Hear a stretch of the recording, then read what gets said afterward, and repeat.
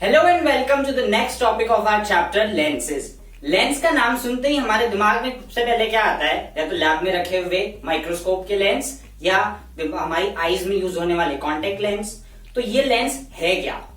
Any transparent medium which is bounded by two surface is a lens. ये transparent medium कोई सा भी possible है, ये वाटर हो सकता है, ये ग्लास पॉसिबल है, प्लास्टिक यूज कर सकते हैं, और कोई भी ट्रांसपेरेंट चीज हो वो बाउंडेड बाय टू सरफेस है, then that it can act as lens. अब इसकी अगर जो दो सरफेसेस में से एटलीस्ट वन सरफेस अगर स्फेरिकल शेप की है तो उसका नाम दे दिया जाता है स्फेरिकल लेंस, और इनकी के बारे में हम आगे स्टडी करेंगे। स्फेरिकल लेंस को दो टाइप्स के अंदर क्लासिफाई किया गया है।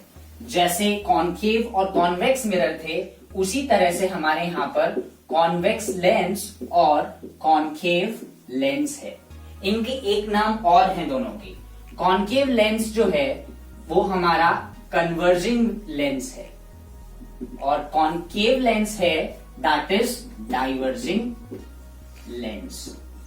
तो अगर हम मिरर के बारे में थोड़ा सा पढ़ेंगे तो वहां पे आता है कि कॉनकेव जो मिरर है वो कन्वर्जिंग होता है और कॉन्वेक्स मिरर जो है वो डाइवर्जिंग है। यानी कि जो कॉनकेव मिरर की प्रॉपर्टीज थी वो यहाँ पर कॉन्वेक्स लेंस से मिलती जुलती है, और जो कॉन्वेक्स मिरर की प्रॉपर्टी थी वो कॉनकेव लेंस से मिलती जुलती होगी।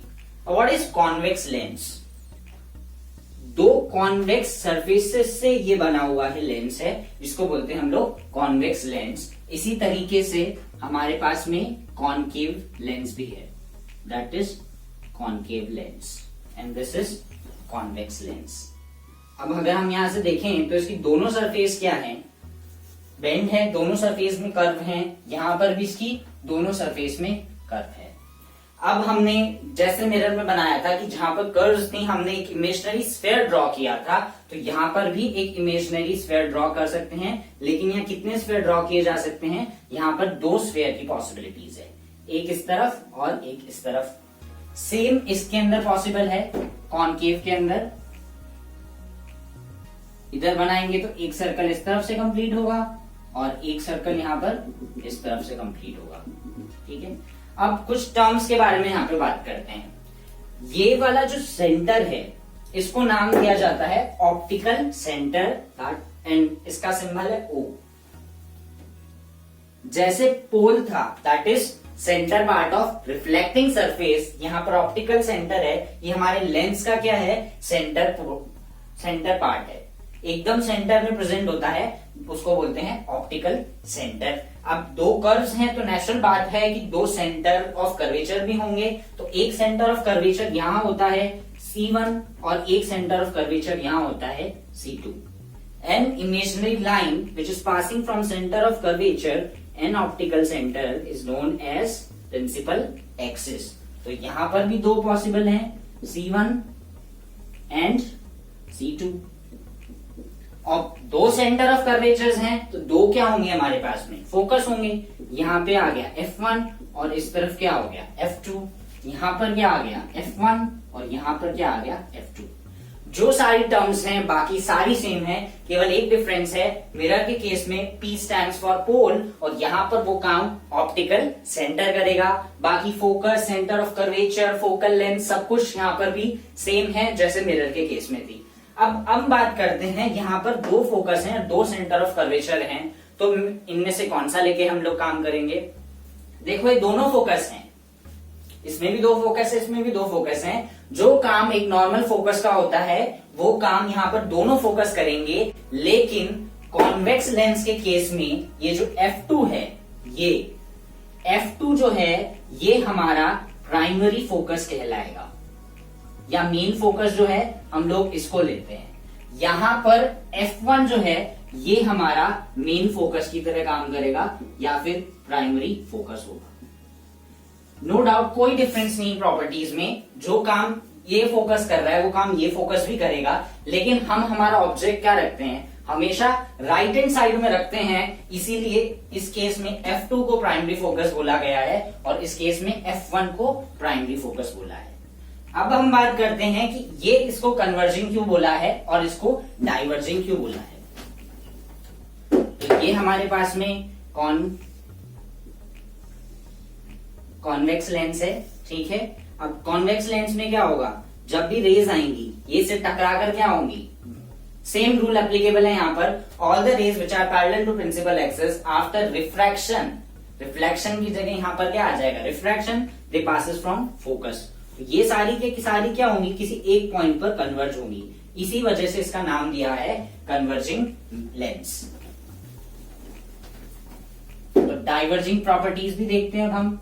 डाइवर्जिंग में क्या होगा, जैसे ही रे यहाँ पर आई, ये टकरा कर क्या है, बाहर की तरफ चली गई, और कोई रे आई, ये भी टकरा कर क्या है, बाहर चली गई। अब बाहर जो अलग अलग डायरेक्शंस में जा रही हैं तो वो कभी मिलेंगी नहीं, लेकिन हम जब इनको पीछे की तरफ ट्रेस करने की कोशिश करते हैं तो ये क्या करती हैं, एक पॉइंट पर मिलती है।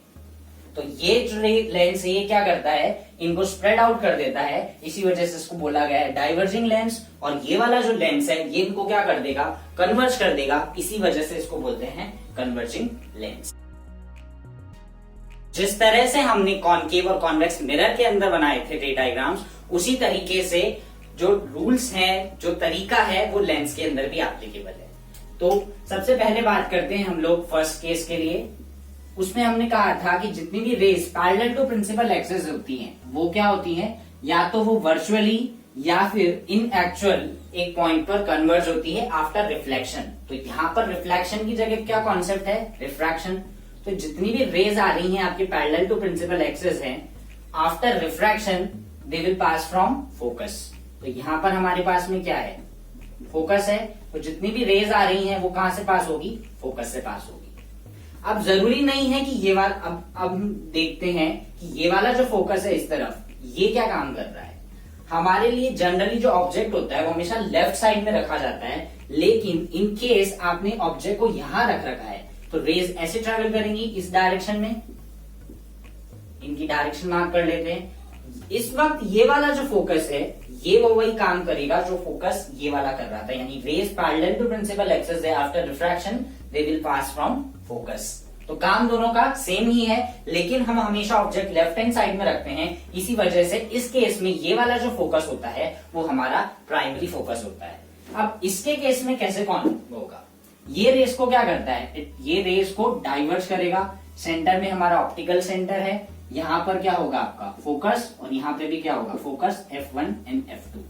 अब यहां से रेस आई, इसकी प्रॉपर्टी क्या है, इसकी प्रॉपर्टी डाइवर्ज करने की है, तो इसने रेस को बाहर की तरफ फैला दिया। और कोई रेस आई, इसने इसको भी बाहर की तरफ फैला दिया। अब ये दोनों अलग अलग डायरेक्शंस में जा रही हैं, तो इट इज नॉट पॉसिबल कि ये कभी मिलेंगी, लेकिन अगर इसको पीछे की तरफ ट्रेस किया जाए तो पासेस फ्रॉम अ पॉइंट, और ये पॉइंट ही क्या कहलाता है, हमारा फोकस पॉइंट कहलाता है। तो जैसे रूल्स मिरर्स के लिए बने थे वैसे ही रूल्स जो हैं हमारे लेंसेज के लिए हैं। सेकंड रूल जो कहता है कि जो भी रेस फोकस से पास हो रही है वो आफ्टर रिफ्रैक्शन क्या बन जाती है, पैरेलल टू प्रिंसिपल एक्सिस। तो यहाँ पे ये रे आई, it is passing from focus, refraction जैसे ही होगा ये क्या बन जाएगी, it will become parallel to principal axis. Same इसके केस में होगा।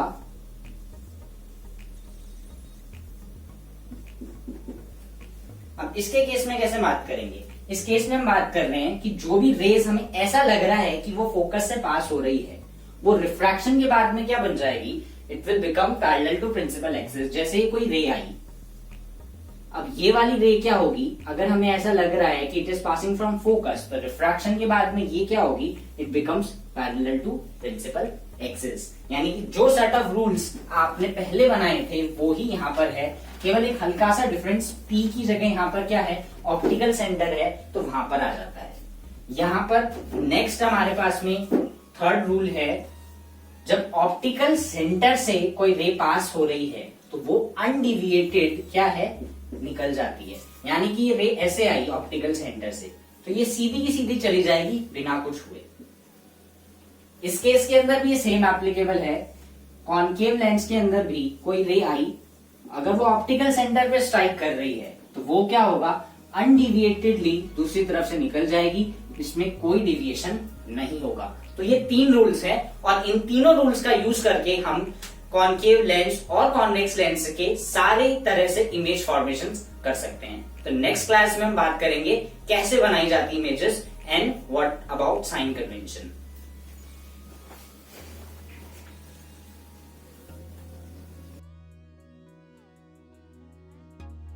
साइन कन्वेंशन के रूल भी हमारे मिरर की तरह ही यहाँ पर हैं, कोई डिफरेंस नहीं है। जैसे हमने वहां पर पोल को क्या माना था, हमारा रेफरेंस पॉइंट माना था, यहाँ पर ऑप्टिकल सेंटर को रेफरेंस पॉइंट मानेंगे और उसको मैक्स के ओरिजिन की तरह अज्यूम कर सकते हैं 0,0।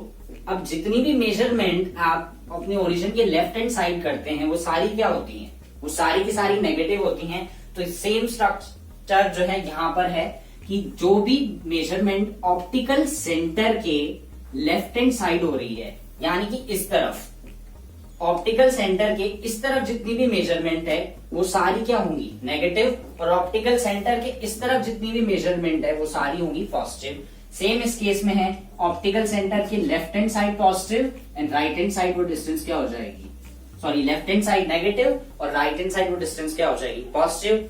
देन अबाउट प्रिंसिपल एक्सिस, ऊपर की तरफ जितनी भी मेजरमेंट की जाती है वो सारी क्या होती हैं, वो सारी पॉजिटिव होती हैं, और नीचे की तरफ जो मेजरमेंट की जाती हैं वो सारी क्या होती हैं, नेगेटिव होती हैं। और ऑब्जेक्ट हम हमेशा कहाँ प्लेस करते हैं, ऑब्जेक्ट जो प्लेस करते हैं हम हमेशा लेफ्ट हैंड साइड के अंदर प्लेस किया जाता है। अब ऑब्जेक्ट यहाँ पर है तो उसकी डिस्टेंस क्या होगी, नेगेटिव, क्योंकि वो कहाँ पे प्लेस्ड है, ऑप्टिकल सेंटर के लेफ्ट हैंड साइड। कोई डिफरेंस नहीं है, same type of sine convention जो कार्टेशियन साइन कन्वेंशन हमने मिरर के लिए पढ़ा था, सेम कार्टेशियन साइन कन्वेंशन किसके लिए है, लेंसेज के लिए है।